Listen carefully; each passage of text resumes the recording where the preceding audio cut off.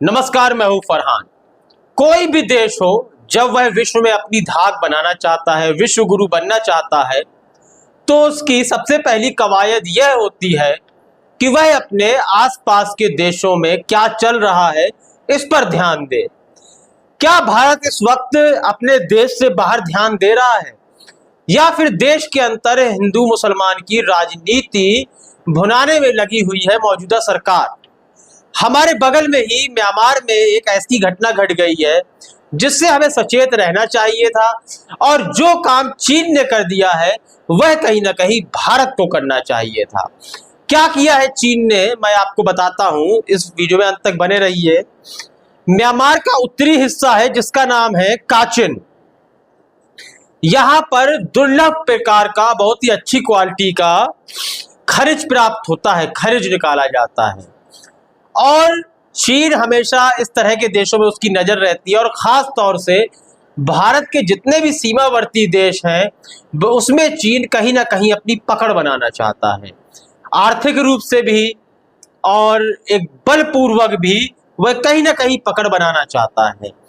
तो म्यांमार में एक काचिन इंडिपेंडेंट आर्मी है जिसको KIA कहते हैं, और ये एक विद्रोही संगठन है।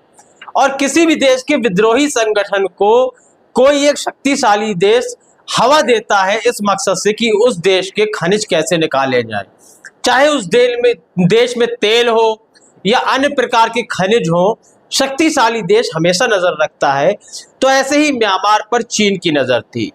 तो काचिन इंडिपेंडेंट आर्मी को चीन ने बल दिया है बहुत ज्यादा, जिससे उत्तरी हिस्से में उसका एक जो दबदबा है काचिन इंडिपेंडेंट आर्मी का, वह बड़ा दबदबा है।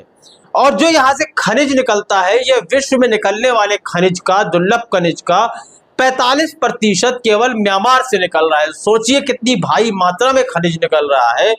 और यदि यह भारत के पास खनिज आता तो कहीं ना कहीं भारत एक व्यापार हो गया और आर्थिक स्थिति को अपनी सुधार सकता था। लेकिन काचिन इंडिपेंडेंट आर्मी का सहयोग चीन ने किया और उसे अपने पक्ष में कर लिया, और यह आर्मी, यह विद्रोही संगठन वहां से सारा खनिज निकालकर चीन को देता है।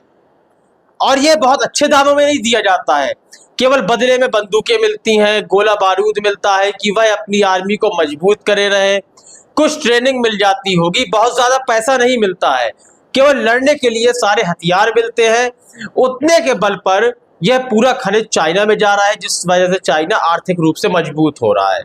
यदि भारत ने अपने आसपास के देशों पर नजरें डाल ली होती तो आज यह खनिज भारत पर भी आ सकता था, और वो भी बहुत सस्ते दामों में।